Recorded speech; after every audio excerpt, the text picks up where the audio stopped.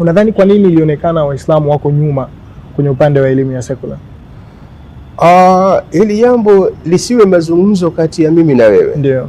Hili jambo limepatwa kizungumzwa kitaifa. Naam. Kuna mkutano mmoja uliofanyika Diamond Jubilee wakati wa kipindi cha Mkapa. Ilisomwa risala ya Waislamu. Ilisomwa wakati huo na kiongozi wetu wakati huo Sheikh Ramadhani Madabida, ndiye alikuwa msomaji wa risala hii, akimsomea rais kwamba kuna hali isiyoridhisha ya Waislamu kielimu katika nchi yetu, na hili jambo hatuamini kama inavyosemwa kwamba Waislamu hawataki kusoma, lakini hili jambo linaweza kuwa ni jambo ambalo limeasisiwa na mamlaka zilizotangulia. Tunafahamu Tanzania Tanganyika ya mkoloni wakati wa Mwingereza alilitumia kanisa kama mkono wa pili wa kurahisisha siasa za kutawala nchi. Kwa hivyo alilikasimia kanisa maeneo kadhaa ya kufanya kazi, ikiwemo elimu, maeneo ya afya yalifanyika katika sura hivyo. Kwa hivyo wazee wetu huko nyuma walipata tabu kwamba namna ya kusoma pengine unatakiwa ubadilishe jina na hivi na nini ili uweze kwenda shule, ili uweze kwenda shuleni. Lakini pia hata Tanzania tawala baada ya Tanganyika Tanzania tawala, nafikiri unaweza kukumbuka kisa cha Kigoma Malima alipokuwa waziri wa elimu, kuona kwamba hivi inakuwaje Waislamu kwenye primary school wanakuwa 80%, wakishafika sekondari wanashuka wanafuka 20%. Kuna kitu gani? Kigoma Malima akaona tatizo ni la uteuzi wa wanafunzi, ni kwa sababu watu wanatumia na majina ya watu. Kwa hivyo uteuzi kwa kutumia majina unaleta shida. Akaamua bwana, hebu tubadilishe kwa tutumie namba, wanafunzi wasijulikane, julikane namba zao. Alhamdulillah, mwaka mmoja baada ya kufanya hivyo, namba hii ilibadilika, ilitoka kwenye hiyo 20% kwenda sekondari ikapanda mpaka kwenye 70%, ikaonyesha kwamba hapana, kuna mchezo huku ndani unafanyika. Ndilo jambo ambalo Waislamu walilalamikia kwa Mkapa, na Mkapa akasema anakiri kwa jambo hilo lipo kweli, lakini jambo la kihistoria limeanzwa na mkoloni na mpaka sasa lipo, lakini sio nia ya serikali kuwafanya Waislamu wawe nyuma. Kwa hivyo hili jambo sio geni, mtu anaweza kulikataa, lakini ni jambo limezungumzwa hadharani na lina data, lina maelezo, na kama nilivyokuambia, baada ya hamasa hii tulioifanya mambo yakabadilika. Mambo yabadilika. Kwa hiyo si kweli kwamba Waislamu walikuwa hawataka kusoma, isipokuwa walikuwa wanabanwa katika elimu. Juhudi zimezaa matunda na tuwapongeze kwa harakati kubwa ambazo mlizozifanya, japo yapo baadhi ya malalamiko kwamba bado hali kama hiyo ipo hivi sasa. Ni kweli? Ni kweli, kwa sababu tuna pande mbili kama nilivyosema. Kijiografia sisi ni Watanzania, lakini kijamii sisi ni Waislamu. Kwa hivyo wakati ule Waislamu wako nyuma, kuna watu walikuwa mbele wanakwenda. Kwa hivyo kuwashika mara moja sio jambo jepesi, sio jambo rahisi, ni jambo gumu kidogo, na linahitaji uratibu mkubwa wa kutosha. Na kwenye miaka ya 2005 2006 huko tuliwahi kuja na mkakati mmoja wa kuonyesha kwamba bwana, lipo tatizo linalotukwaza kama Waislamu. Sitaki niliseme sana, lakini nitalitaja kidogo. Kwa sisi Waislamu tuna tatizo la kitu kinachoitwa mfumo Kristo. Mfumo Kristo ulikuwa ni changamoto kubwa sana kwa Waislamu katika maendeleo ya vitu vingi, ikiwemo maendeleo ya kielimu. Kwa hivyo ilihitaji kufanya jitihada za ziada ili kufikia mafanikio ambayo tunayaona. Kwa hivyo alhamdulillah, bado hatujalingana na wengine, lakini ukilinganisha na kwa namna tulivyokuwa, nafuu ipo kubwa sana. Na kama tunavyofahamu Kiislamu, Uislamu sio tu wa Tanzania, Uislamu wa dunia, Uislamu wa asili haujawahi kushinda vita, mapambano kwa sababu ya wingi. Uliwahi kushinda kwa sababu ya quality. Una Waislamu wa aina gani, wana imani ya kiasi gani, hao ndio wanasaidiana. Na hii inatupa ushahidi kwenye hata vita vya Badri. Ukiangalia idadi ya Waislamu walikuwa ni wachache, walipigana na makafiri wakiwa wengi wakashinda. Kwa hivyo wingi kwenye Uislamu sio tatizo. Lakini ni Waislamu quality, ni Waislamu wa namna gani wanahitaji. Kwa hivyo tukiangalia hizo juhudi zote na harakati zote ambazo umezieleza hapa, ndiyo sababu ya kufanya miongoni mwa majina ambayo uliwahi kupewa ni pamoja na jina la mwanaharakati. Hakika ni mwanaharakati kwa sababu siku hizo tulikuwa tunafanya harakati ya kujenga mwamko kwa Waislamu. Kwa makusudi kabisa tulikuwa tunafanya harakati ya kujenga mwamko kwa Waislamu. Kwa hiyo tulifanya makongamano mengi sana, tulifanya itikafu nyingi sana, tulifanya matamasha mengi sana, kiasi kwamba wako vijana wa rika lako wakiniona hivyo wananiambia, Amiri, siku hizi harakati zimekufa kabisa. Ilikuwa swali langu na ilikuwa swali lako lilokuja. Nilijua utakuja huko bwana. Kwa harakati tunaona zimekwisha, hakuna. Hapana. Harakati hazijafa, ila zimeboreka. Harakati zilikuwa zina awamu.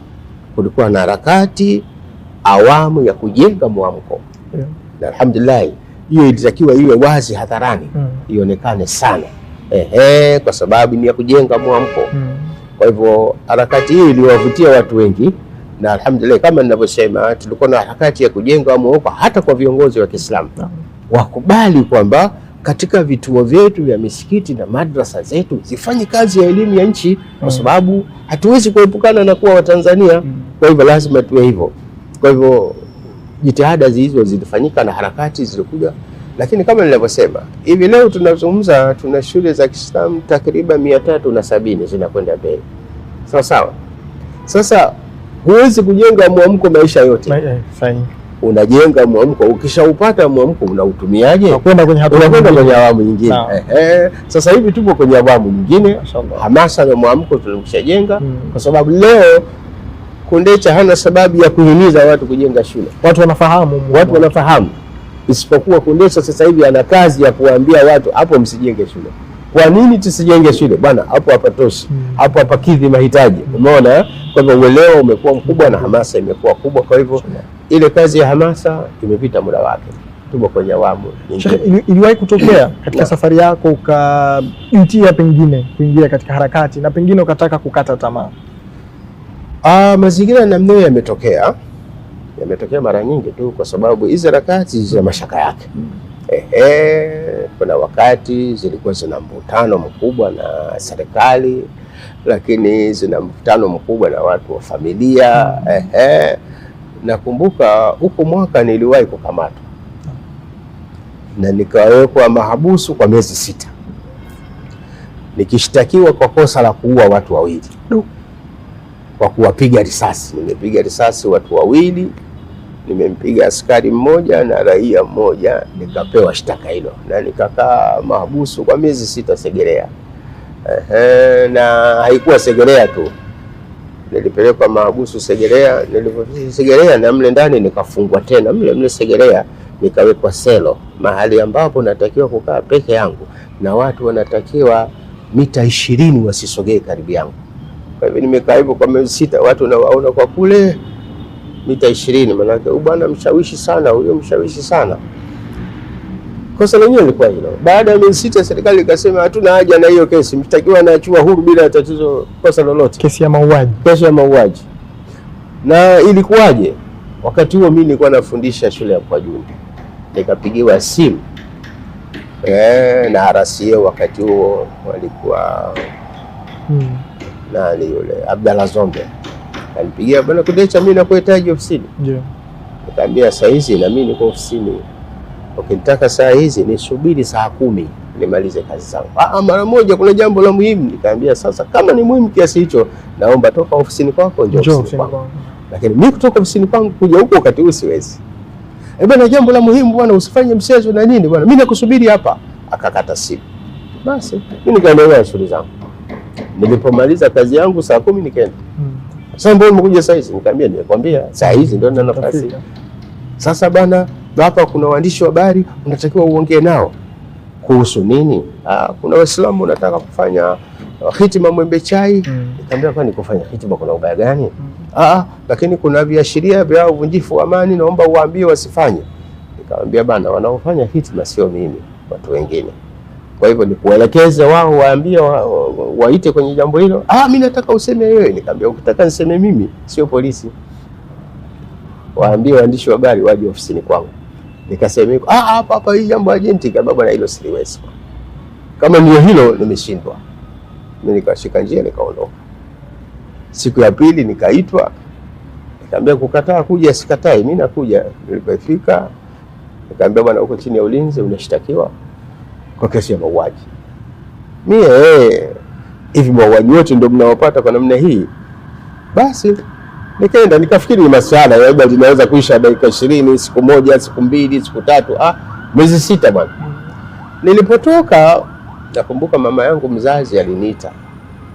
Akaniambia, mwanangu, si uache mambo hayo.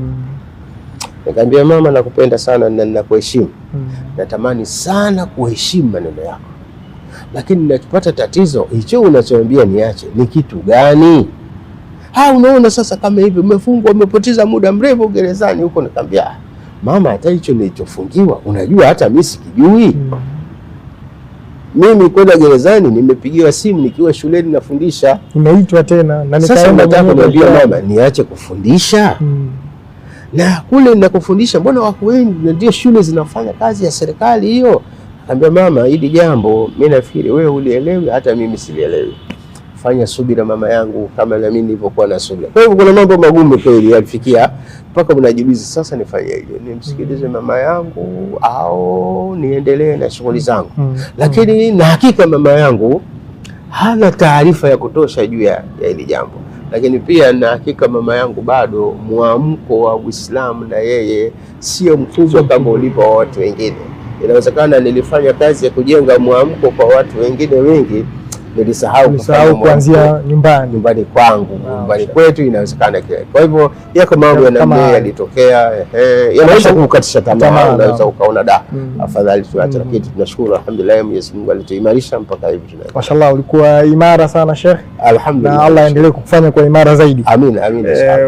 Hata watu imara pia huwa wanakuwa wana hofu ndani ya mioyo yao katika baadhi ya vitu. Hofu ni maumbile. Hofu ni maumbile. Na inakusaidia kuchagua la kufanya. Hata kwenye kanuni za kisheria kuna kitu wanakiita Muislamu katika kufanya jambo lolote na hasa ambalo halikubaliki, anaangalia akhafu dhararain, anatazama kilicho chepesi katika madhara ya aina mbili ambayo lazima uyafanye. Kwa hivyo hofu ni maumbile. Hofu yako ni nini Sheikh? Kipi unakihofia katika maisha yako? Hofu yangu ni kwanza ni watu kutoelewa jambo la pamoja namna gani linafanyika. Nasema hivyo kwa sababu gani? Wakati ule tunafanya zile harakati, alhamdulillah, hamasa ilikuwa kubwa sana, lakini ilifika wakati unakutana na watu kabisa una hakika hawa Uislamu hawaujui, lakini wanaupenda tu. Anakuja mtu anakwambia, Amiri, bwana, maandamano ya juzi yalikuwa mazuri kabisa bwana. Yalikuwa mazuri sana, yalifana sana. Manake tulikuta mahali kuna askari, mimi nikapiga takbiri. Yani hata takbiri haijui maskini. Yeye anajua takbiri kwamba ana hamu tu ya jini, lakini nini afanye, hata ina tamko la takbira linasemaje halijui. Kwa hivyo unaona kabisa kwamba huyu kweli ni mfuasi wangu, lakini yuko mbali, kwa kweli yuko mbali sana. Kwa hivyo hofu iliyopo ni kwa kiasi gani Waislamu wanaweza kuwa tayari kuupigania Uislamu na hali ya kuwa Uislamu hawaujui sawa sawa, wakapigania jambo la Kiislamu nje ya taratibu za Kiislamu na kanuni haikubali. Jambo la dini ukilipigania nje ya utaratibu wa dini, kwanza huwezi kufanikiwa, lakini wewe unaingia kwenye makosa.